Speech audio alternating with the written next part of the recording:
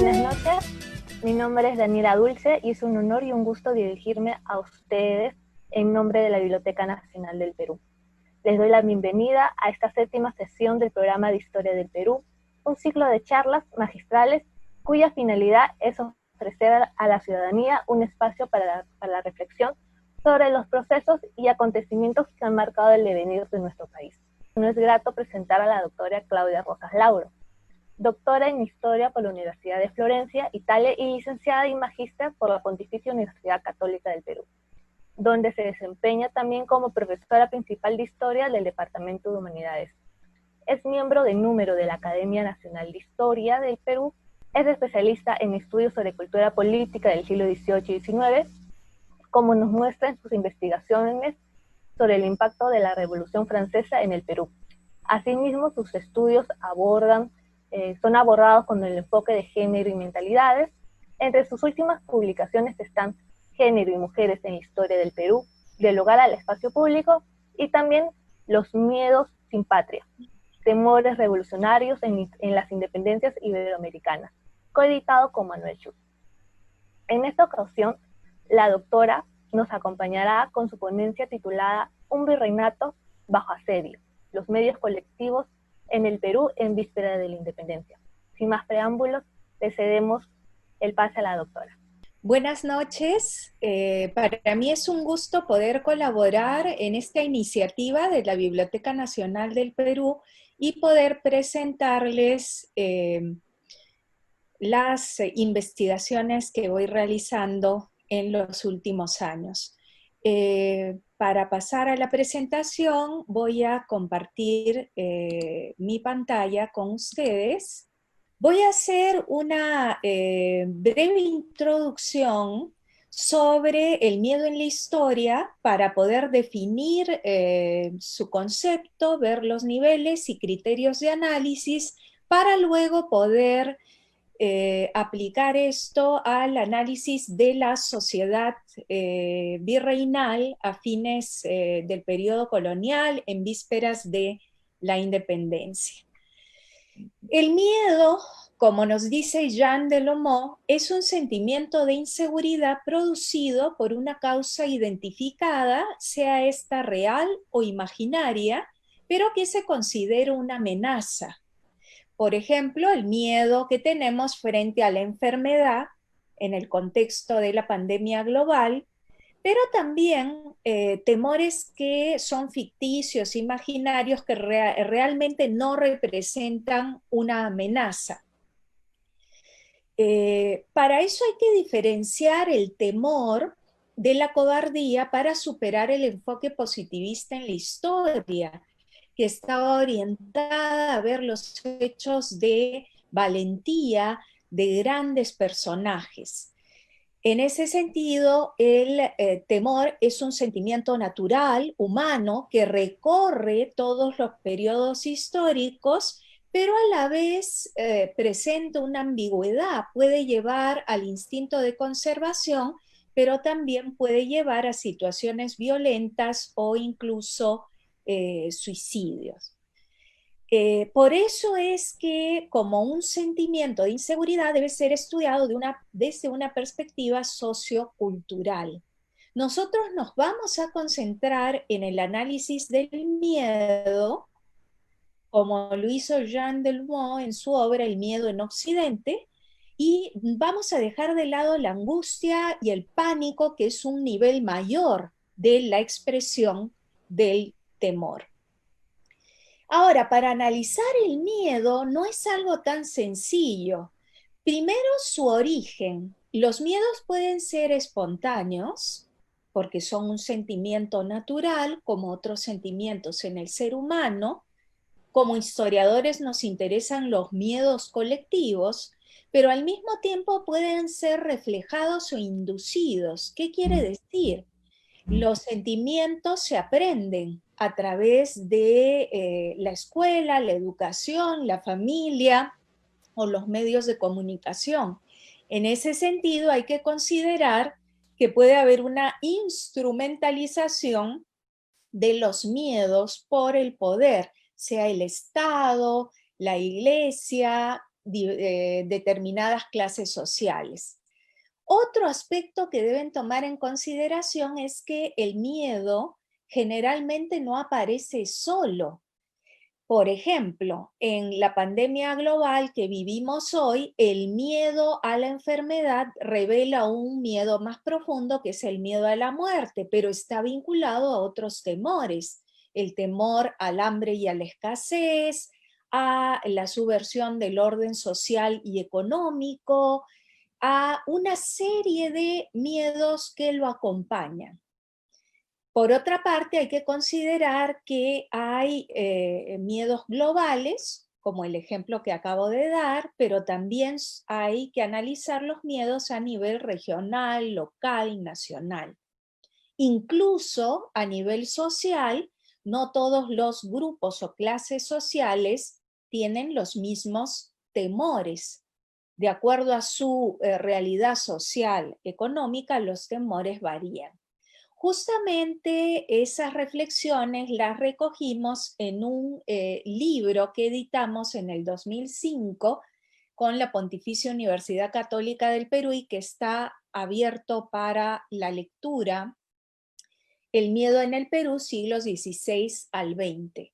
Y ahí podemos ver cómo hay miedos estructurales de larga duración. ¿Qué quiere decir? Que son temores que recorren toda la historia. Por ejemplo, el miedo al indígena es un temor que ha recorrido desde el siglo XVI hasta nuestros días la historia peruana.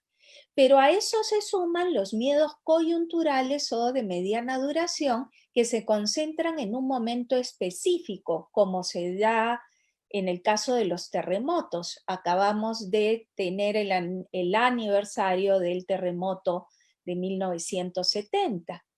Pero también están ligados a acontecimientos muy puntuales y determinados.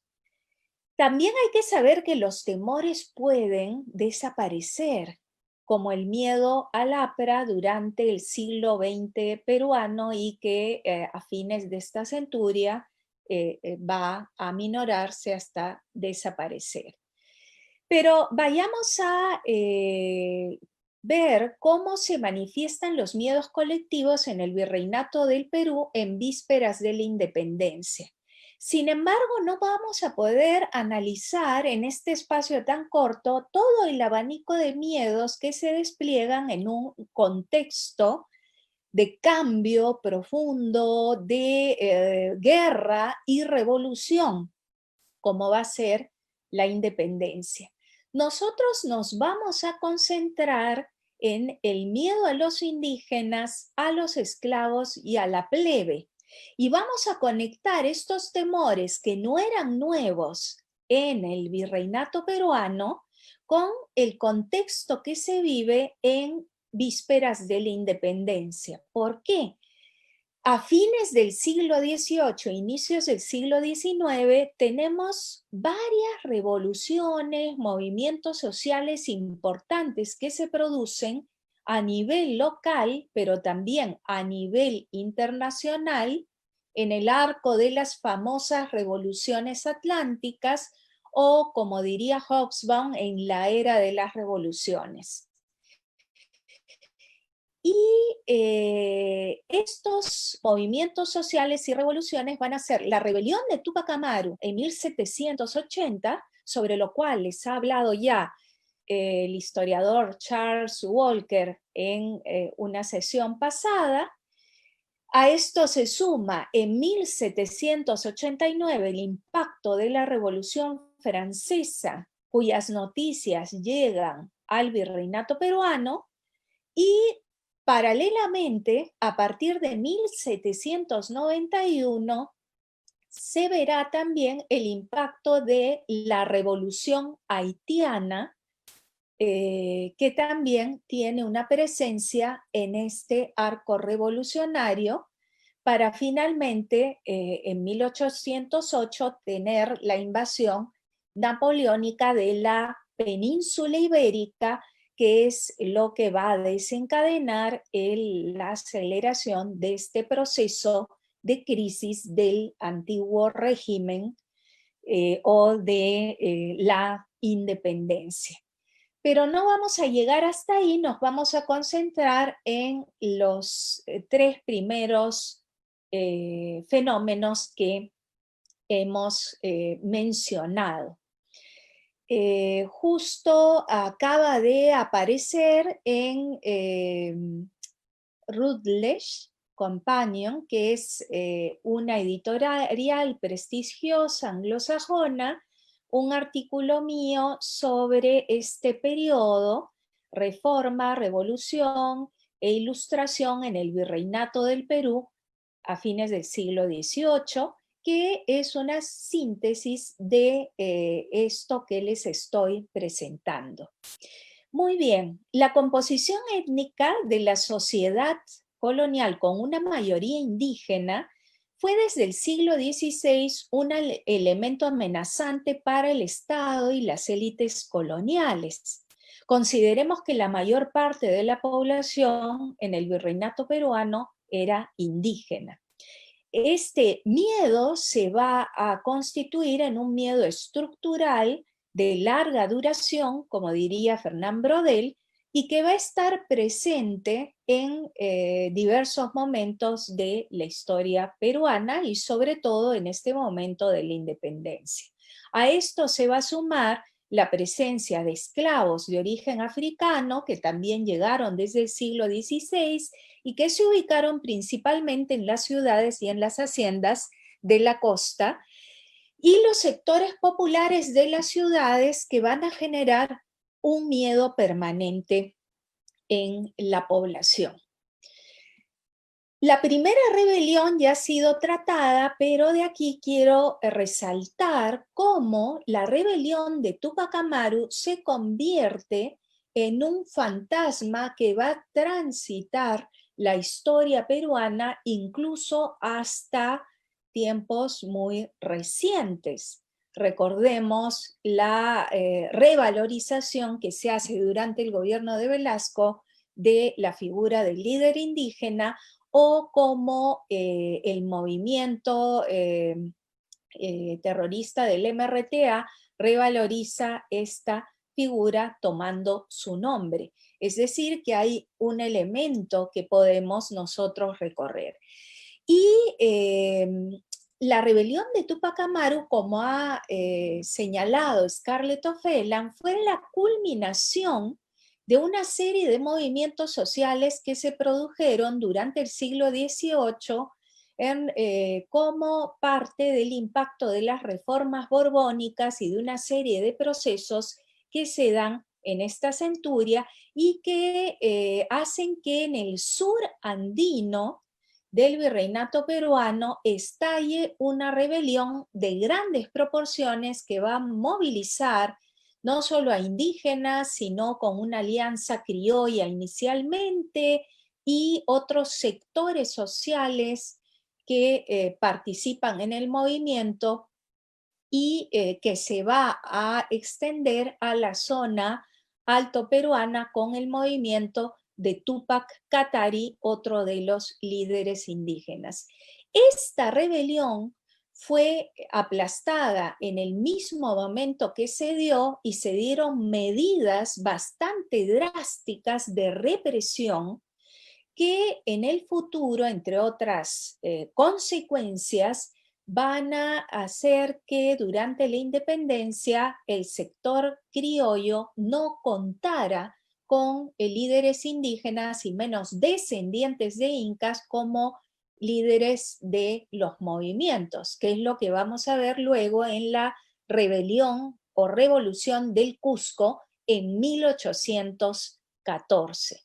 Entonces, este movimiento va a tener un impacto muy grande porque refleja la identidad de las élites indígenas que logran movilizar a la masa en estos territorios y que tienen una gran capacidad revolucionaria, subversiva.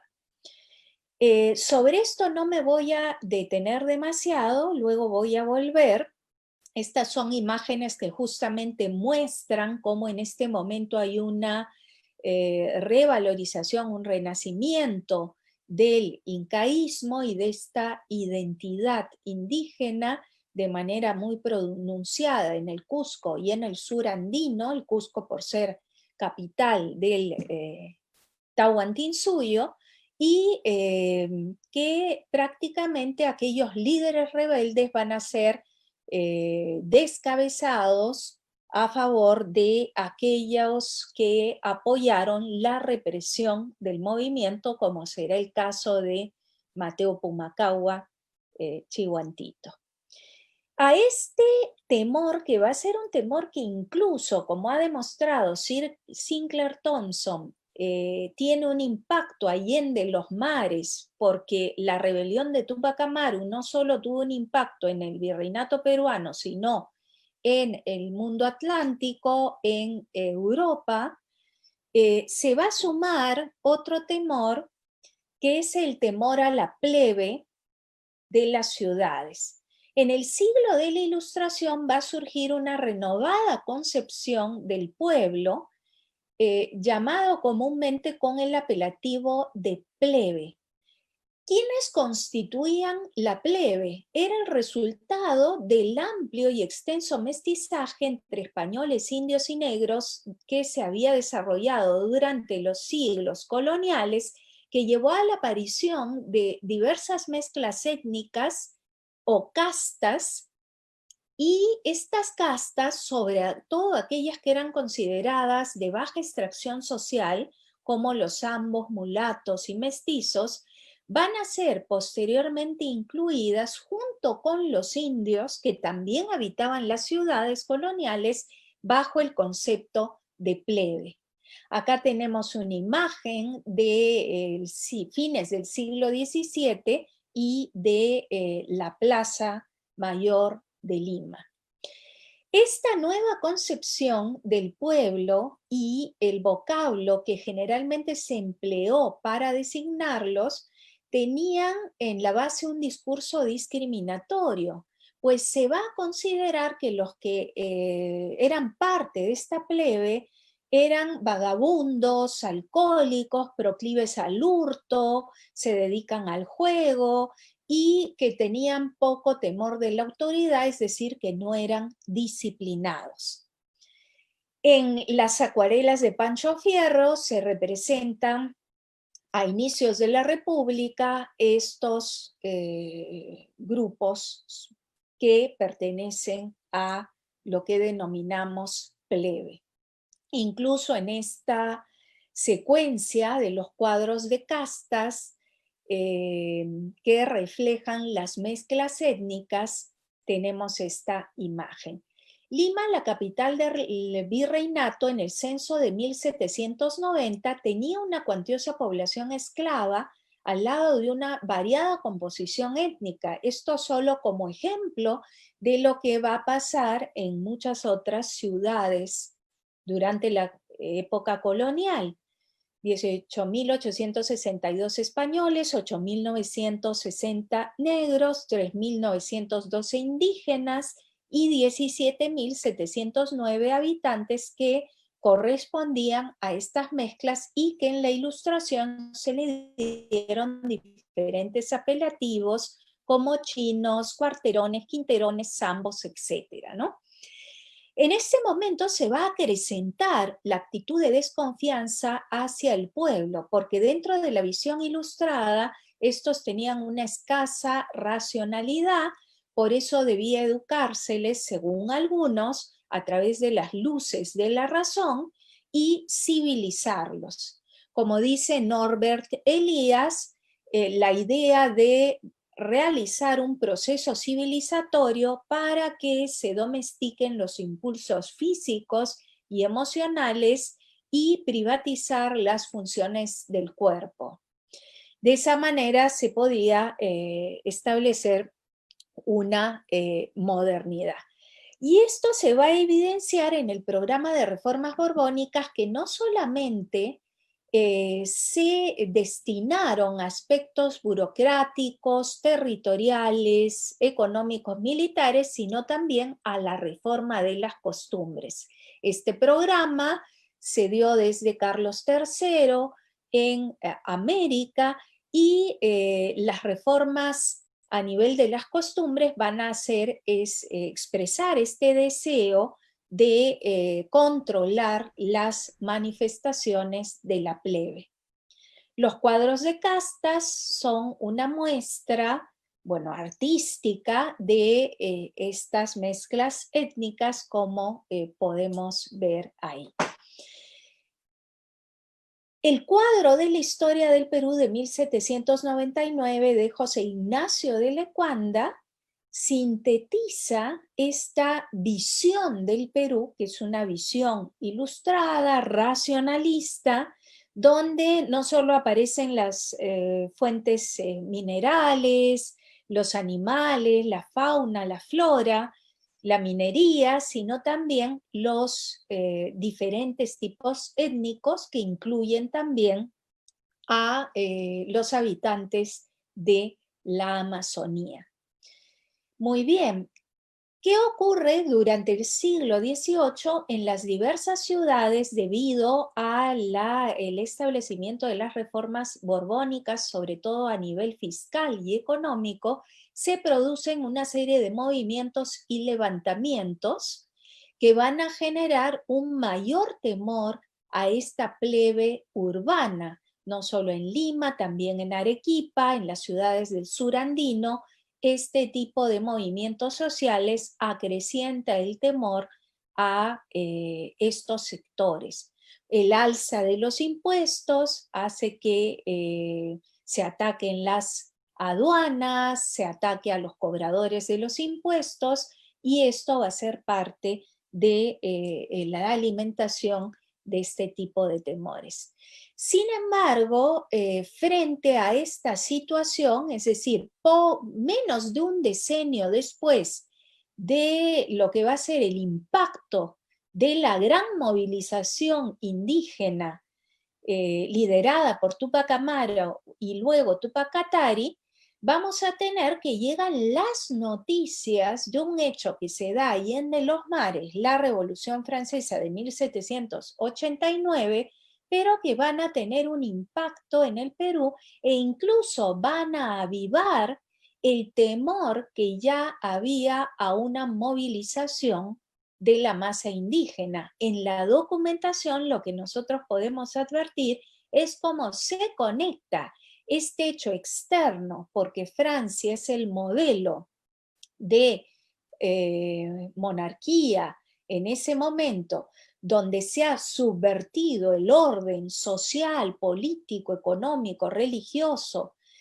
y se conecta con la posibilidad de que estas ideas lleguen al virreinato peruano y hagan subvertir a la población indígena. En un libro cuya carátula mostramos ahí, trabajamos el impacto de esta revolución, que después hemos conectado con mayor detalle con la rebelión de Túpac Amaru. Por la estrechez del tiempo, en este mapa conceptual voy a hacer una síntesis de los principales aspectos que muestran el impacto de esta revolución, que había pasado desapercibida por la historiografía, debido a que era un hecho que se producía ahí en los mares.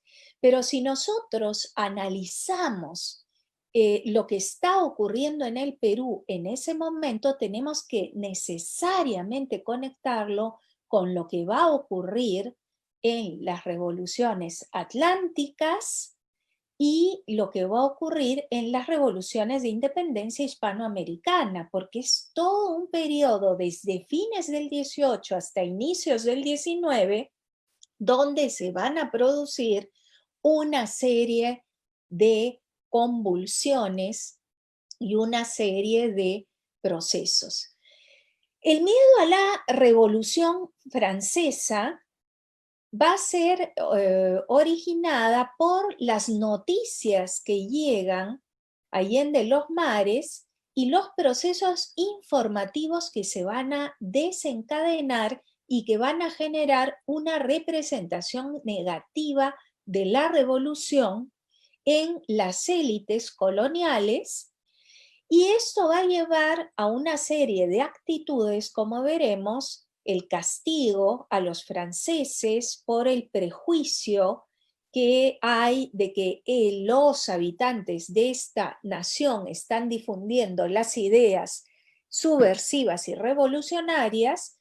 Por otra parte, el control de la opinión pública, es decir, el control de la información para poder dar una versión contrarrevolucionaria de este hecho, y la vigilancia de las conversaciones en los espacios públicos de las ciudades donde se comentaban los acontecimientos que se daban en Francia, porque no era un hecho tan lejano, a pesar de que las noticias llegaban evidentemente con tiempo de retraso.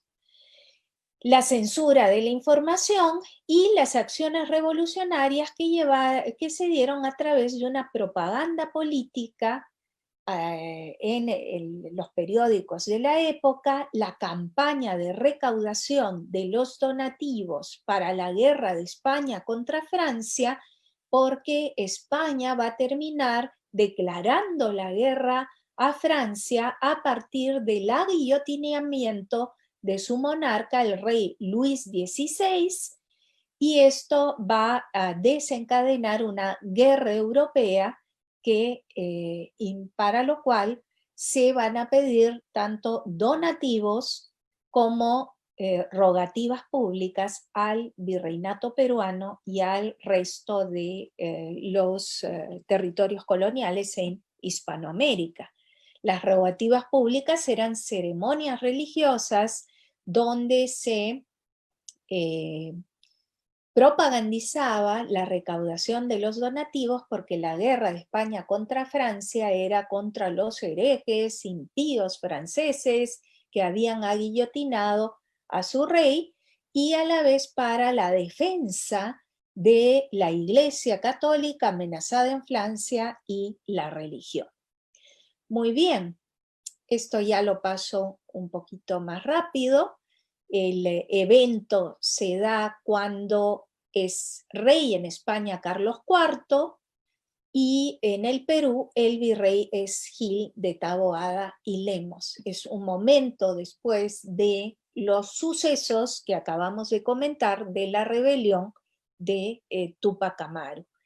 Este hecho externo fue comentado a través de la prensa, que se convierte en un instrumento de propaganda política. Por eso se empieza a editar o a reeditar la Gaceta de Lima de 1793, que va a ser un periódico enteramente dedicado a explicar los sucesos de la revolución, y junto con el Mercurio peruano, que en realidad era una obra de la Ilustración, de la Sociedad de Amantes del País, que buscaba dar a conocer el país de origen, pero que también va a difundir las noticias de lo que está ocurriendo al otro lado del Atlántico. A ellos se sumaron los libros, pero en mayor medida los folletos que circulaban en francés y en español.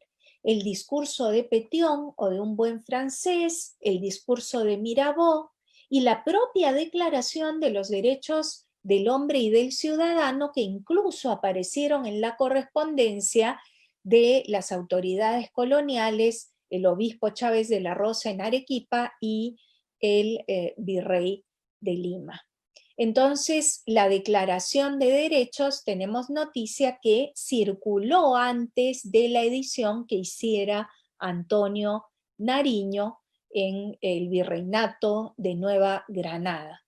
Justamente por esta difusión es que la Inquisición empieza a perseguir este tipo de textos. A ellos se sumaron los pasquines.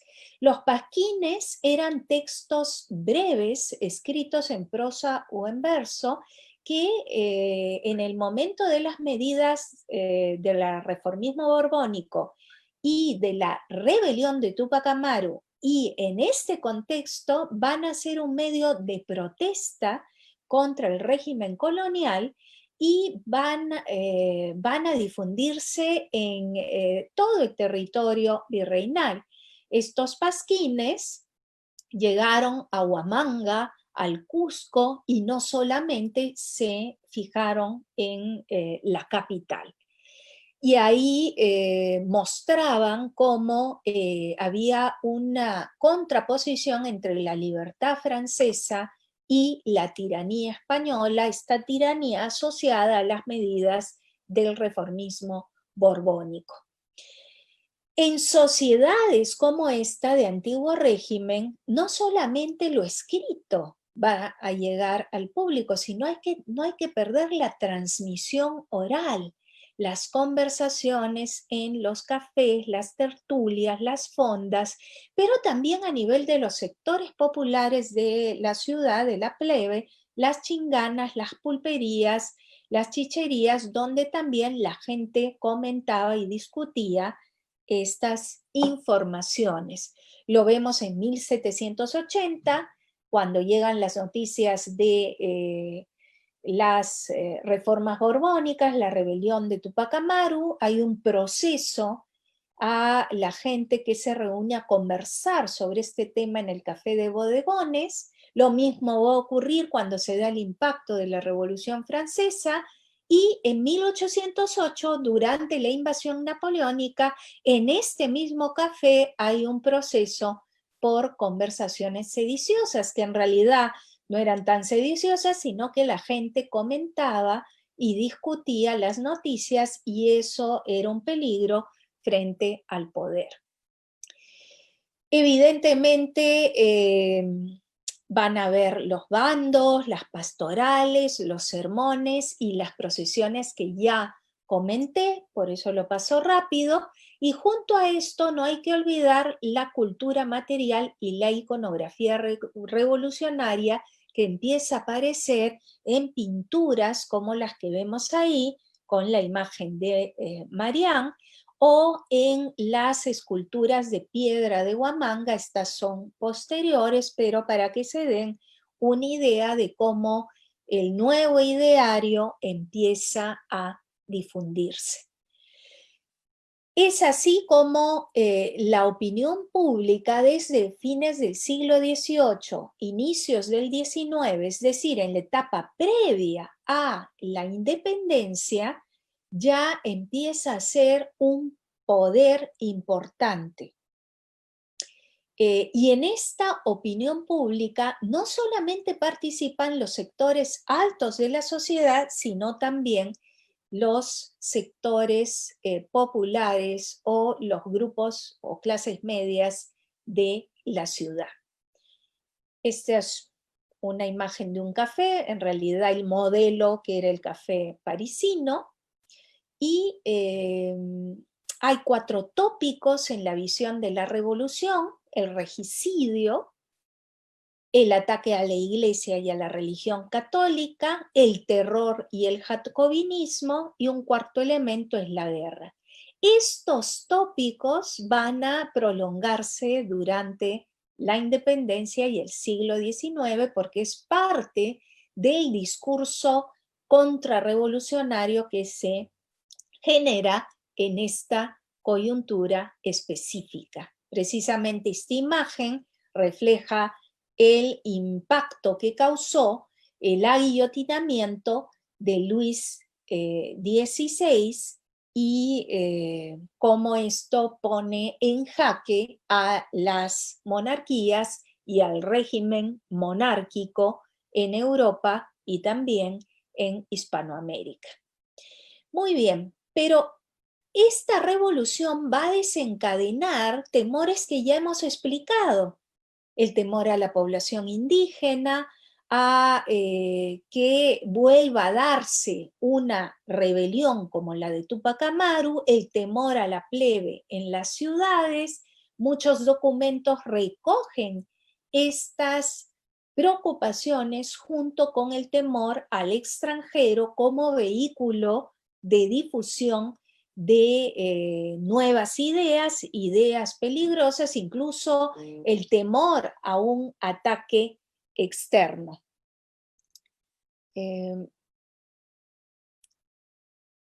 Muy bien, entonces voy a continuar. Me están avisando del tiempo, gracias. Pero vayamos a otra cosa que me interesa más. Esto lo tienen desarrollado en el libro que escribí. Vamos a conectarlo esto con una revolución que ha pasado desapercibida y que muchas veces no vemos, y que más bien se conecta con el tercer temor que yo quería plantearles: el miedo a la inversión del orden social a través de la revolución haitiana. En una sociedad como la nuestra, donde desde el siglo XVI había existido un temor permanente frente a la movilización de los esclavos negros, evidentemente las noticias de la revolución negra, entre comillas, de Haití, van a contribuir al acrecentamiento del temor en la aristocracia que detentaba esclavos. Y esto va a cimentar un profundo temor a la inversión del orden social y político. Esta revolución, que antes no estaba en el espectro, incluso así aparece en los textos escolares, es decir, no aparece, está silenciada en el espectro de las revoluciones, porque siempre se ponen un rango de superioridad las revoluciones europeas que las que se dieron a este lado del Atlántico, por una visión eurocéntrica que ahora está cambiando, había pasado desapercibida porque se veía como el apéndice de la Revolución Francesa, porque se da en una colonia de Francia, en Santo Domingo, en Haití, y bueno, donde no solamente estaba Francia, ¿no? Sino también los españoles, y bueno, esa era una zona estratégica muy importante. Pero finalmente en la historiografía había estado esta revolución desapercibida, pero los trabajos de Trujillo, Yegus, Gómez y muchos otros investigadores nos dan una imagen distinta de esta revolución, que es necesario conectar, y eso es lo que yo estoy tratando de hacer en mi investigación, con lo que ocurre en el virreinato del Perú. Es un temor grande. Brevemente les explico. En Haití, evidentemente, los esclavos llegaron también desde los primeros momentos de la expansión europea, y siempre hubo un temor a una movilización esclava. Este temor, que era un temor estructural, como hemos visto con el caso del miedo a los indígenas, con el caso del temor a los sectores populares o la plebe, este temor tiene un cambio drástico en 1791, porque por primera vez un gran grupo de esclavos, junto con negros, mulatos libres, va a lograr éxito en una revolución anticolonial que va a obtener su independencia de Francia, y que va a lograr establecer una república en 1804. Entonces, entre 1791 y 1804 se produce, desde mi punto de vista, la revolución más revolucionaria de ese tiempo, más que la de Estados Unidos, las revoluciones hispanoamericanas o las revoluciones europeas, porque es algo inimaginable, ¿no? Como dice Trujillo, esta capacidad de movilización que no solamente va a estar inspirada en las ideas revolucionarias francesas que terminan incluso debatiendo la abolición de la esclavitud, sino también y fundamentalmente por la tradición de resistencia esclava en una zona de plantaciones donde hay una explotación muy fuerte de esta población. Y a partir de esta revolución se pinta un cuadro más apocalíptico que el de la Revolución Francesa, donde los temores van a ser viabilizados por los medios de comunicación, por la circulación de la información y de un elemento fundamental que vemos incluso en la pandemia global actual, los rumores, los fake news de la época, que van a formar una opinión pública incluso en el mundo atlántico y luego pacífico, es decir, en el mundo anglosajón, francés, español, porque va a ser una revolución que impacta.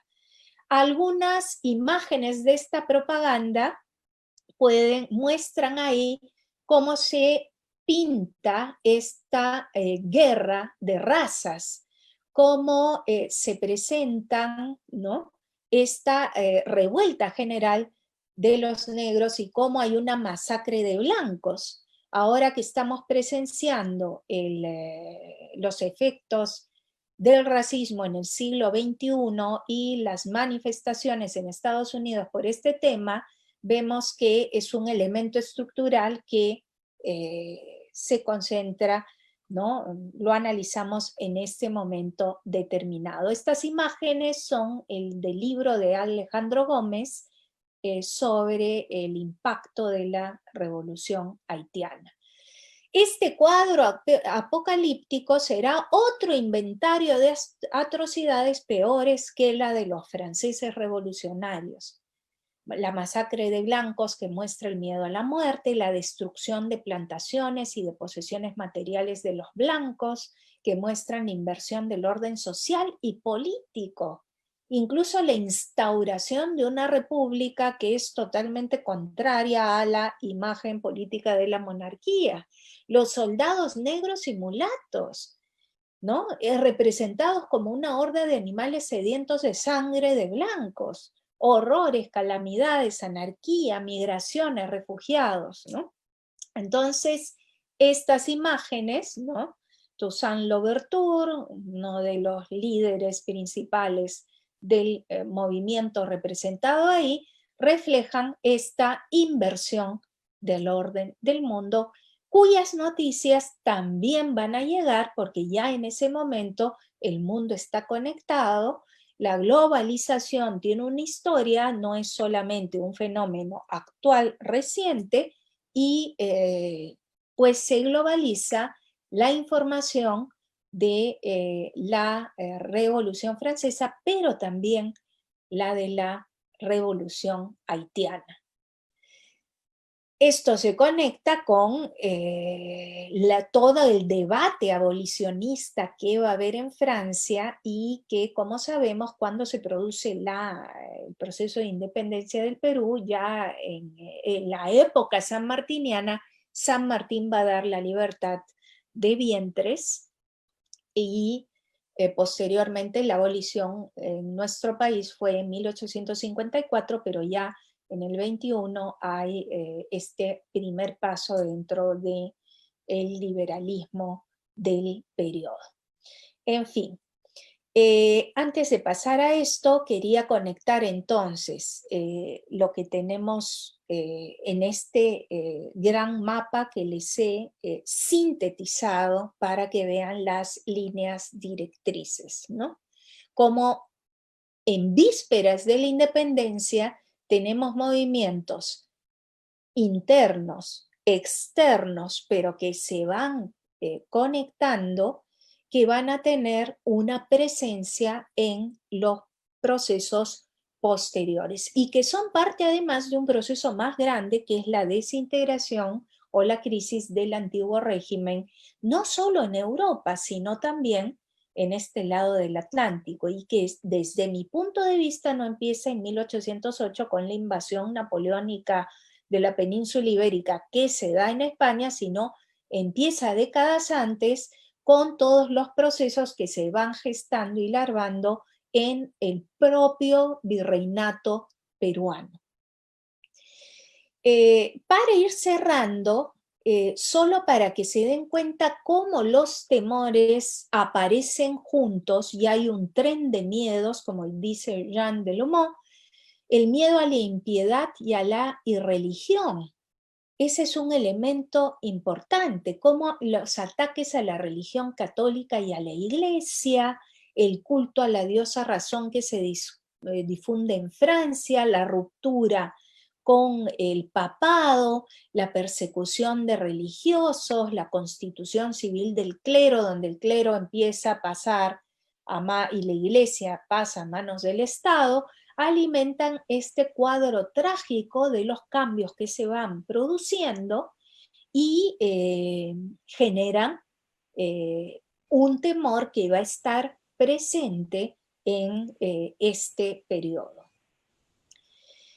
Evidentemente, en un plano más subyacente a todos estos temores que hemos mostrado, está el miedo a la muerte, que es uno de los miedos vitales del ser humano y que está presente en todo este periodo de movimientos que se van a producir.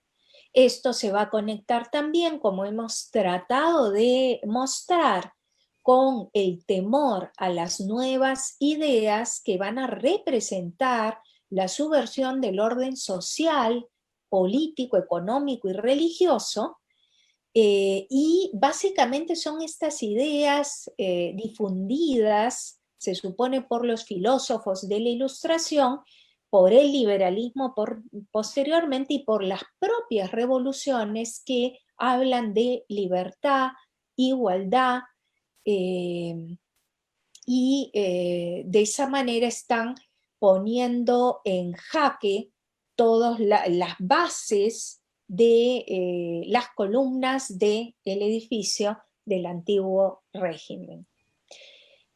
También ya aparece la idea de democracia, que algunos lo sitúan después, pero ya aparece aquí la referencia al concepto de democracia, aunque más terror podía causar el concepto de libertad y más aún de igualdad en una sociedad jerarquizada donde justamente las diferencias y la esclavitud estaban presentes, ¿no? Entonces, la difusión de estos principios revolucionarios generan gran preocupación en las autoridades.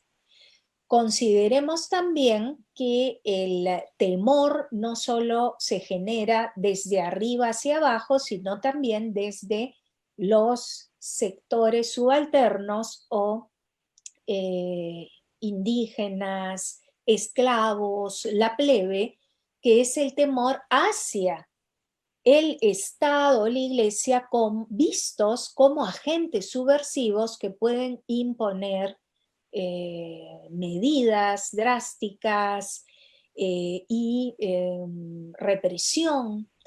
Acá también incluimos la figura de la Inquisición, por ejemplo, ¿no? En este cuadro, que es el triunfo de la independencia americana, tenemos la representación de la libertad, de en realidad la república como una virgen profana que desciende y refleja estos nuevos ideales que se van a difundir durante este periodo. Muy bien, el miedo al extranjero ya lo habíamos mencionado también. Era de vieja data, no son, si ustedes notan por exposición, no son temores nuevos. La coyuntura de ese momento, o las diversas coyunturas por las que va a pasar el virreinato peruano, van a hacer aflorar temores que ya existían previamente y que se van a mezclar con estos nuevos acontecimientos, nuevos miedos que se van desarrollando. Bueno, eso ya lo comenté. Y para no extenderme en el tiempo, en realidad, como les digo, es una síntesis, una relación de los archivos revisados para las investigaciones, las bibliotecas que hemos consultado en el país, dentro del país, fuera del país, y sobre todo les va a interesar la bibliografía, pero también puedo mencionar algunas fuentes como los archivos de la represión y vigilancia policial, audiencia, inquisición, periódicos, folletos, guías y libros, disposiciones oficiales, correspondencia oficial y privada, memorias de virreyes, Consulado de Lima, etcétera, ¿no? Hay realmente una cantidad de fuentes increíbles para trabajar estos temas. Los historiadores trabajamos sobre las fuentes, no solamente sobre la bibliografía secundaria, por eso quería mostrar los archivos, las fuentes, y también comentarles un poco, como me han pedido aquí en la Biblioteca Nacional, sobre los materiales. Recientemente editamos con el historiador español Manuel Chus Los miedos sin patria, los temores revolucionarios en las independencias iberoamericanas, que fue publicado en España. En este libro lo interesante es que vamos recorriendo los temores que se produjeron durante la independencia y empezamos justamente con estas revoluciones de fines del siglo XVIII y se le da un peso importante a la revolución haitiana, por ejemplo, ¿no? El gran historiador Jean Delumeau es el que escribió sobre el miedo en Occidente, donde hace una sistematización del miedo en la historia. Ahí está citado en francés, pero el libro se encuentra en castellano. Uno de los primeros autores, historiadores, que trató esta temática para fines del siglo XVIII fue Alberto Flores Galindo, en La ciudad sumergida, aristocracia y plebe en Lima, que ya nos da los puntos importantes de cómo se producía este temor entre no solo entre la aristocracia y la plebe, sino también entre las propias clases subalternas. Sobre la revolución haitiana hay mucho que leer, ¿no? Un ejemplo es el libro de Alejandro Gómez sobre el espectro de la revolución negra, donde analiza el impacto de la revolución haitiana en todo el mundo atlántico en un arco temporal más amplio. Sobre la rebelión de Tupac Amaru está el trabajo de Charles Walker sobre la revolución de Tupac Amaru II, y los trabajos de Scarlett O'Phelan sobre un siglo de rebeliones anticoloniales y todo lo que ha seguido escribiendo luego, o sea que es un importante referente. De mi obra tienen en acceso abierto El miedo en el Perú, del siglo XVI al XX, que reúne los trabajos de diferentes especialistas, Scarlett O'Phelan, Bernard Lavallée, Jeffrey Kleiber, Miriam Salas, en fin, diversos especialistas. Mi libro, que también está en acceso abierto, hasta donde sé por la cuarentena, en el Instituto Francés de Estudios Andinos, Del trono a la guillotina, el impacto de la Revolución Francesa en el Perú. No les he hablado sobre el odio y el perdón, lo voy a pasar. Y bueno, el texto final que está en inglés, que es sobre lo que he basado esta presentación. También tienen recursos en línea si quieren profundizar sobre la parte teórica del estudio del miedo. Hay una clase que di en la Universidad Católica a la cual pueden acceder en esta dirección. Hay otros materiales que les puedo hacer llegar.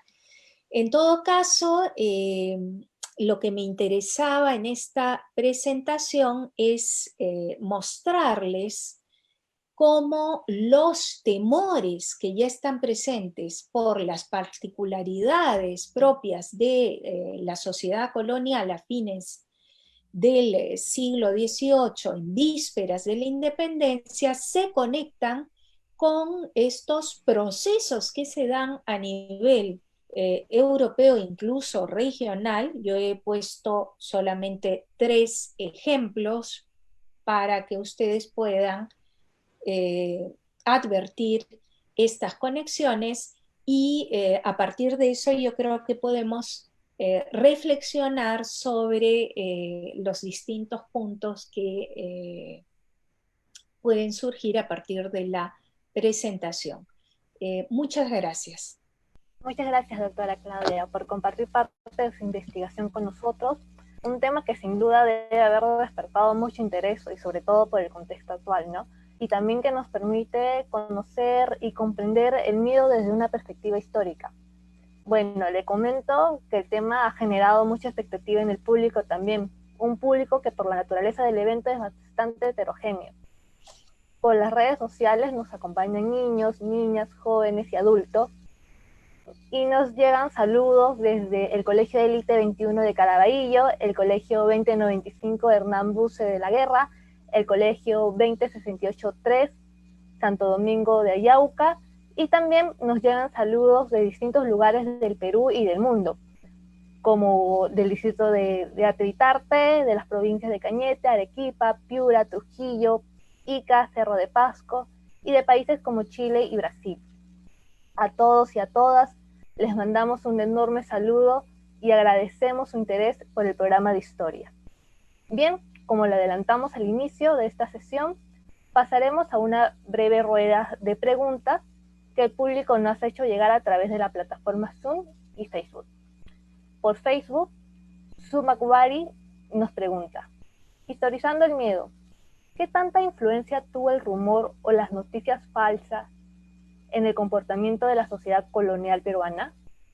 Justo sobre ese tema me faltó profundizar. Ese es un elemento muy importante, porque lo vemos no solamente en las sociedades preindustriales de antiguo régimen, como va a ser el caso del Virreinato del Perú, sino lo vemos hasta hoy día. Como les decía, las redes sociales ahora, que no existen en ese tiempo, otros son los medios de comunicación, las redes sociales en la actualidad difunden en tiempo real las noticias de la pandemia, pero también información falsa junto con información verdadera. Esas son las fake news, las falsas noticias que van a circular. Por eso el historiador debe distinguir, como decía Carlo Ginzburg, lo verdadero de lo falso, de lo ficticio, ¿no? Ahí tenemos muchos elementos. En periodos de crisis, en periodos de convulsión social, política, como vemos que va a ser este periodo entre fines del 18, inicios del 19 y sobre todo durante la independencia, proliferaron las falsas noticias, no solo en el virreinato peruano, sino a nivel de todas las regiones y ámbitos que estaban ya interconectados, porque como les decía, el proceso de globalización de la información se da desde ese momento en que hay una globalización, porque son espacios que están conectados por las rutas económicas, comerciales, los sistemas de comunicación. Evidentemente no eran tan veloces como hoy, pero se van conectando. Y también en ese tiempo va a haber información que se genera falsa adrede para instrumentalizar los temores, manejar y guiar la opinión pública. Un libro que olvidé mencionar es el de Georges Lefebvre, que es un libro de los años 1930, El Gran Miedo de 1789, que explica cómo durante la Revolución Francesa se difunde en el campo francés entre los sectores rurales campesinos. Justo había una pregunta, vi en el chat sobre esto. Se difunde la idea de que hay una conspiración de los poderes señoriales, las aristocracias, y entonces en medio de la abolición de los derechos feudales que iban a restablecer todo eso, matar a los campesinos, entonces la población responde violentamente y ataca los castillos, las mansiones señoriales, y se produce este fenómeno de pánico. Entonces, el rumor es un elemento muy interesante para estudiar porque en momentos de crisis es donde hay una proliferación de diferentes rumores. Por ejemplo, los rumores que decían que iba a venir una embarcación enviada por la Convención de Francia a liberar las costas del Perú y que se iba a unir a los curacas indígenas. O en 1808, cuando también se dice van a llegar los enviados de Napoleón a liberar América. Entonces empiezan a circular ese tipo de rumores y hay que analizarlos, captarlos, y generalmente cómo se estudian a partir de los procesos policiales, judiciales, que se arman porque las autoridades tienen temor a que finalmente ese rumor pueda ser cierto. Si nosotros vemos la documentación, las noticias en este periodo van de los conventos, no se dan solamente en Lima, llegaron a Trujillo, a Huamanga, a Arequipa, al Cusco, es decir, hay una difusión de la información, una circulación que no implica solamente información verdadera, sino muchos rumores, información falsa, lo oral que se mezcla con lo escribal. Gracias, profesora. Desde el Zoom nos pregunta Piero Arón. En contexto de crisis sanitaria, ¿cómo ha cambiado la manifestación de los miedos colectivos en comparación al virreinato del Perú? Bueno, es una pregunta bastante amplia y difícil. Yo ya he reflexionado sobre esto en una entrevista justo que hicimos con Charles Walker para el Fondo Editorial de la PUC, y también en otro video o en otro programa que he mandado para el Cusco. Pero lo que pasa es que habría que diferenciar primero los momentos históricos. Es decir, hay ciertos temores que son propios del ser humano y se van a dar en distintos momentos.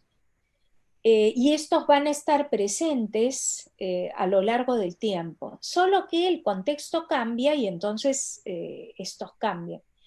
Lo actual es diferente en el sentido de que ahora los temores se han generado a partir de una pandemia global que afecta al mundo entero y recogen más bien los comportamientos colectivos y los temores que se dan generalmente en momentos en que impacta una enfermedad. El miedo al contagio, que es el miedo a la enfermedad, que subyace al miedo a la muerte, pero también el miedo al hambre y a la escasez, que lleva a los saqueos, a los acaparamientos de productos, a la inflación, el temor a la desestructuración del orden económico y social, el temor también a los movimientos de protesta, las rebeliones, los motines, lo que vemos en distintos países actualmente. Entonces, claro, el miedo que generan las epidemias a lo largo de la historia han tenido manifestaciones de ese tipo. Hay primero una negación, después cuando se acepta el hecho, todas las medidas que se imponen, la más antigua, que es la cuarentena. Paradójicamente en el siglo XXI estamos combatiendo una enfermedad con un método medieval y si no más antiguo, ¿no?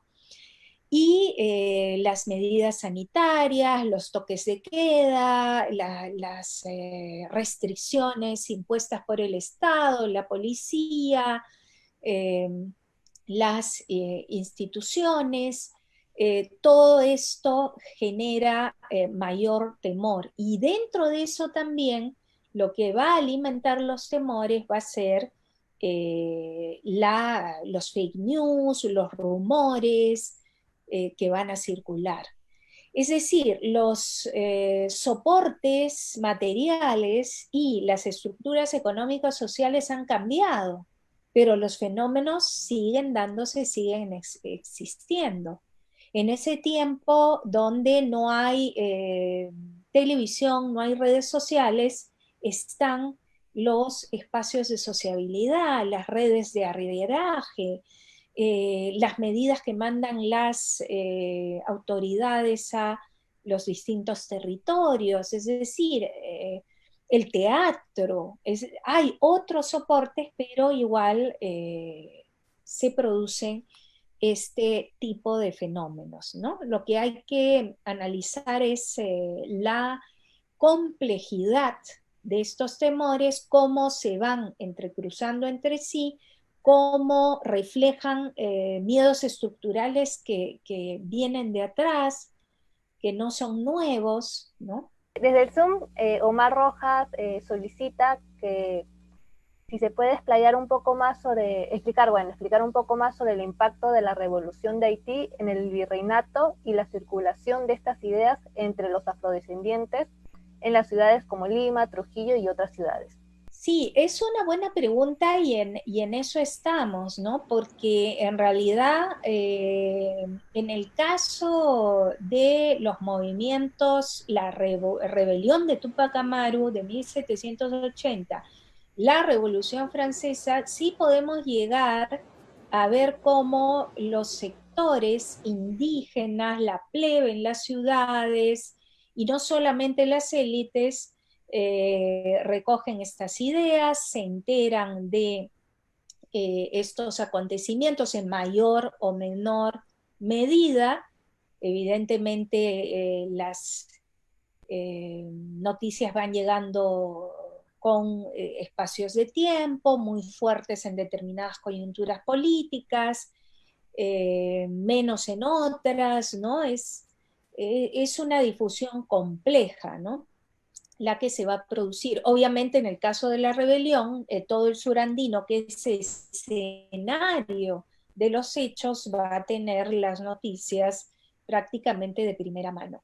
En el caso de la revolución haitiana estoy en ese trabajo, es decir, cómo conectar con estos sectores, porque podemos llegar en un primer momento más fácil a los sectores, a las capas más altas de la sociedad, pero tendríamos que explorar cómo también en los esclavos negros han podido llegar estas noticias. Ahí todavía no tenemos eh, una data importante como para mostrar cómo se dio en estos sectores, pero posteriormente sí, porque avanzado el proceso de independencia, ahí sí llegan las noticias. Un punto importante va a ser la libertad de vientres que da San Martín, pero estas noticias están circulando. Ojo, lo que sí no hay que confundir es que la gente se levanta porque llegan las ideas.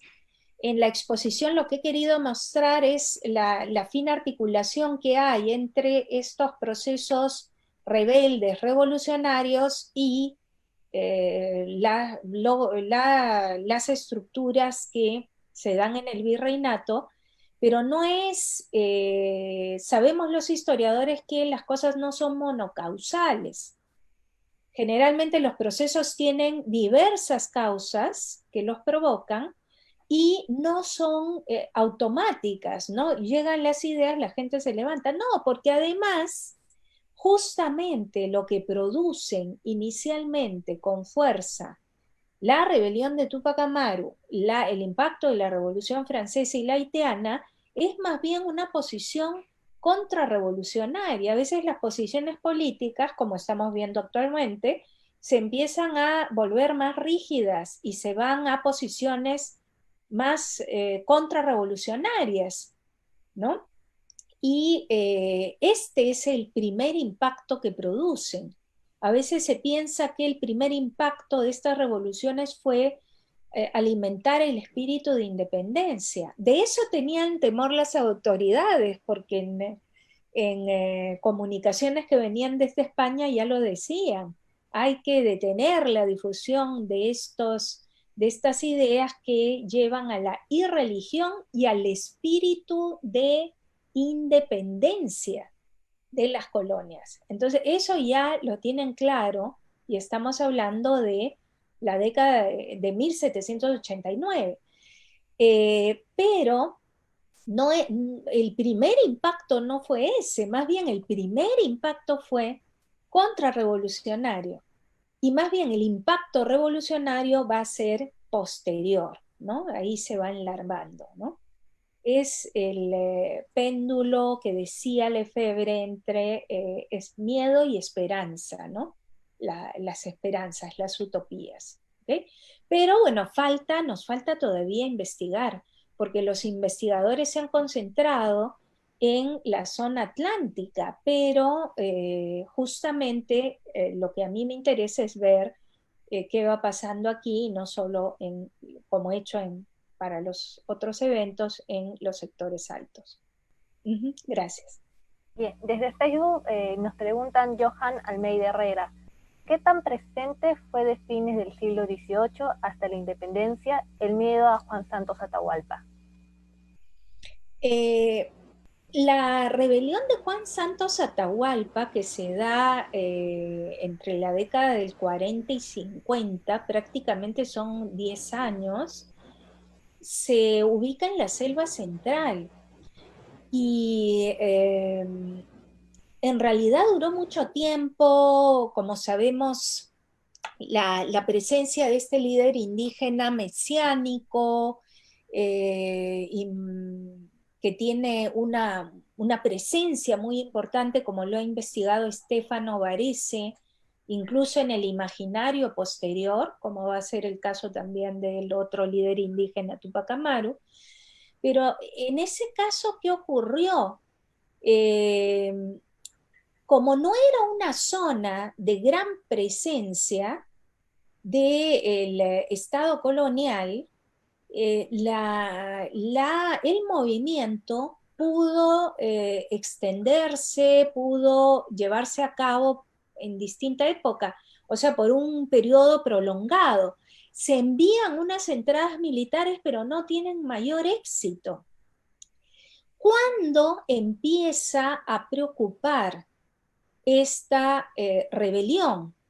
Cuando empieza a temerse la conexión entre Juan Santos Atahualpa y una conspiración de curacas, de caciques indígenas en Lima. ¿Por qué? Porque justamente el temor a que le cierren el abastecimiento a Lima y se conecte esta rebelión con esta conspiración de curacas de caciques genera un temor mayor en momentos en que el virreinato además ha tenido el terremoto de 1746 que devasta Lima y el Callao y que va a poner a flor de piel una serie de temores como han estudiado Chuck Walker, Susi Sánchez, en este libro de los miedos, ¿no? Y ese es el asunto que ocurre ahí. Y por eso es que hay una decidida política para aplastar el movimiento.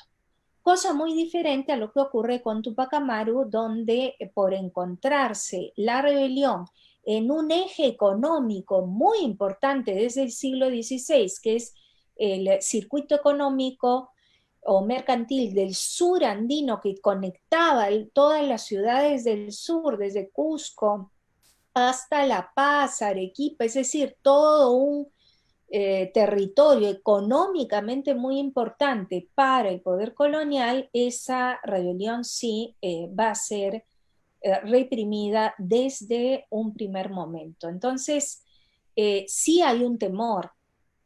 De esto habla también Scarlett Tofelan y habla sobre todo en su último, bueno, tiene ya varios años en el libro Colonialismo en Ruinas, sobre el terremoto de 1746, Charles Bolger, ¿no? Desde el Zoom nos pregunta Clemente Juanillo, ¿la extirpación de idolatrías puede ser considerado como una fuente constante de miedos y temores en la población indígena del virreinato peruano? Bueno, ese es justamente otro tema que he investigado, sobre el cual he publicado algunas cosas, pero mucho menos, pero tengo el tema investigado y es muy interesante. Efectivamente, la extirpación de idolatrías es como una suerte de inquisición itinerante. Las campañas extirpadoras que se dan durante el siglo XVII y llegan a su auge a mediados del siglo XVII buscaban reprimir y extirpar, como dice el término, los cultos ancestrales indígenas. Y esto sí iba a generar un temor en la población, la llegada del extirpador, que llega además con todo su séquito a indagar sobre los cultos. Y para ponerte un ejemplo, el culto a los muertos, que es un culto muy importante y muy importante en el mundo andino también. Los muertos eran, y estoy hablando, por ejemplo, de la zona aledaña a Lima, ¿no? Los muertos eran enterrados en los macháis, en las cuevas, en los cerros, y ahí se le rendían además los rituales. Pero desde la perspectiva católica de la iglesia, los muertos debían ser enterrados en suelo sagrado, en las iglesias. Y entonces hay documentación de extirpación de idolatrías muy interesante donde se ve cómo los indígenas, cuando va a llegar el extirpador, sacan los muertos de los macháis, de las cavernas, de las cuevas, de las montañas, lo llevan a la iglesia.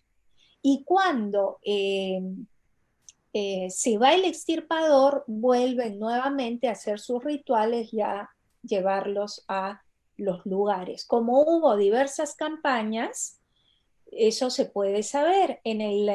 Si quieres, procesos publicados, tenemos los que publica Pierre Dubiols para Cajatambo, y si no, los que publica Juan Carlos García Cabrera, donde se puede apreciar este tipo de resistencia a las campañas extirpadoras, y donde se puede apreciar cómo sí hay un temor a la llegada, a la visita de los extirpadores, porque la extirpación, dependiendo del extirpador, si era uno como, por ejemplo, Francisco de Noboa, él era un extirpador que extirpaba, pero era más antropólogo, como un etnohistoriador, es decir, preguntaba mucho sobre las prácticas culturales, religiosas indígenas. Pero otro, que ha sido estudiado por Pedro Guibovich, Sarmiento de Vivero, no le interesaba esa información, por eso no nos deja casi material, y más bien era represivo y agarraba a palos a los indígenas. Entonces, nosotros podemos acceder a esa información dependiendo de cómo ha sido el recojo por estos extirpadores, pero evidentemente había un temor en la población frente a la presencia de los extirpadores, pero también habían estrategias para poder conservar los cultos autóctonos. ¿no? Profesora, la última pregunta. Martín Aranda, ¿cuáles han sido las estrategias que se utilizó en el Virreinato del Perú para controlar los miedos surgidos entre la plebe del periodo que usted ha estudiado? Sí, lo fuimos mencionando, tal vez pasé rápido, pero lo fuimos mencionando mientras les explicaban los temores, digamos, las medidas que se tomaron, cómo se difundió la información. Pero yendo a tu pregunta específicamente, eh, hay que tener en cuenta que el miedo es un sentimiento de inseguridad y su contraparte es el sentimiento de seguridad. Toda sociedad va a dar una serie de medidas para lograr seguridad. Dentro de las medidas que se tomaron en las coyunturas específicas fueron, en el caso de la rebelión de 1780, si recordamos las medidas que da José Antonio de Areche, el visitador que fue enviado al virreinato para imponer las reformas borbónicas durante el gobierno de Jáuregui, que van a ser reconfirmadas por la monarquía, tenemos que hay medidas represivas muy fuertes. Anulación de las genealogías indígenas, las dramatizaciones y danzas en quechua, el, incluso la representación en cuadros de los incas, de la élite indígena, eh, las representaciones que eran parte de toda digamos, los elementos que configuraban la identidad de estas élites tributarias de la tradición inca que había sido reconfigurada dentro de la etapa virreinal.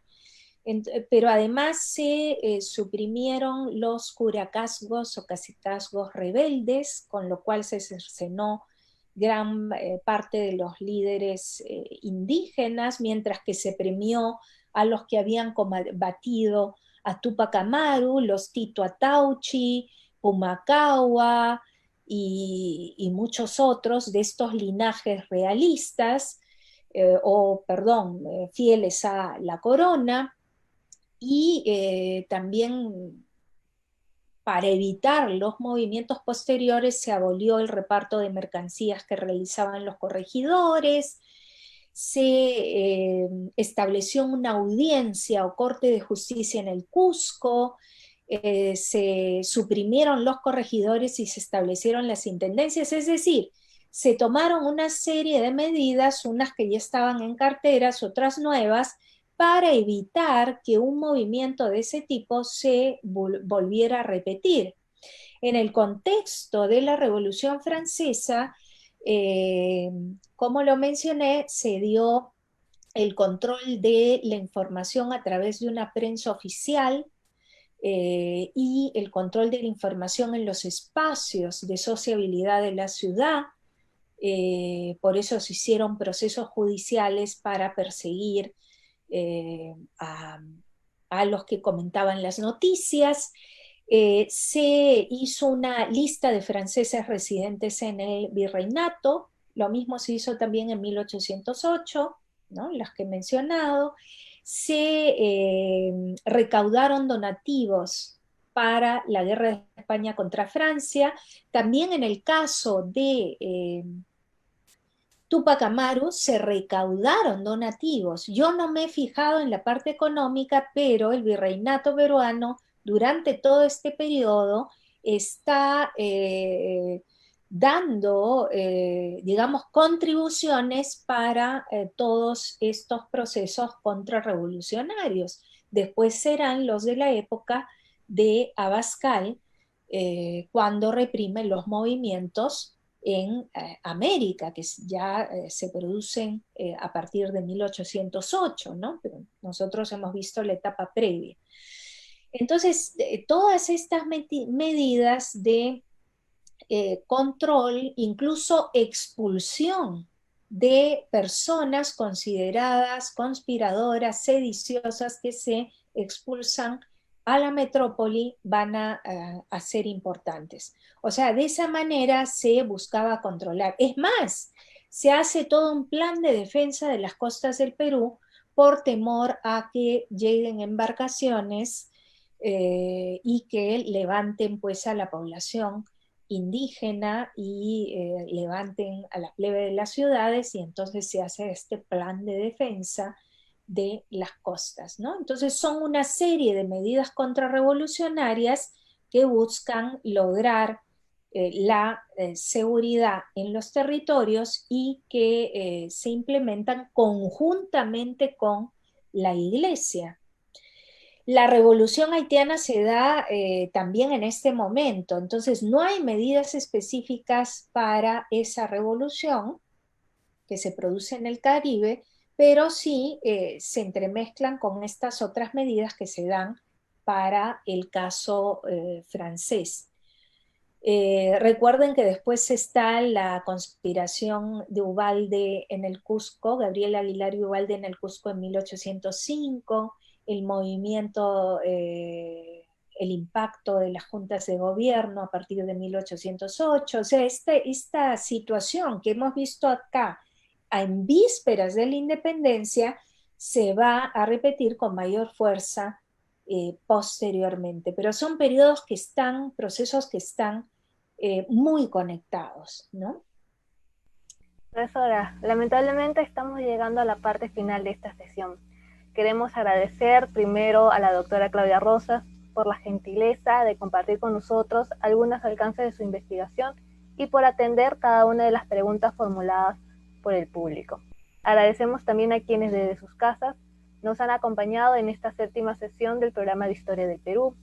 Los invitamos a la próxima sesión este miércoles 3 de junio en el mismo horario, de 7 a 8:30 de la noche, donde contaremos con la presencia del historiador José Ragas, quien nos presentará la ponencia Trayectorias de la Ciencia y la Tecnología en el Perú Contemporáneo.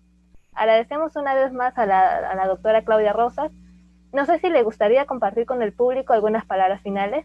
Muchas gracias a la Biblioteca Nacional del Perú, y ha sido para mí un gusto poder contribuir con esta conferencia en un momento en que tenemos un proceso pues complejo, complicado, y poder tener este espacio para intercambiar, mostrar lo que se ha ido investigando, creo que es muy importante. Muchas gracias al público también que nos ha seguido.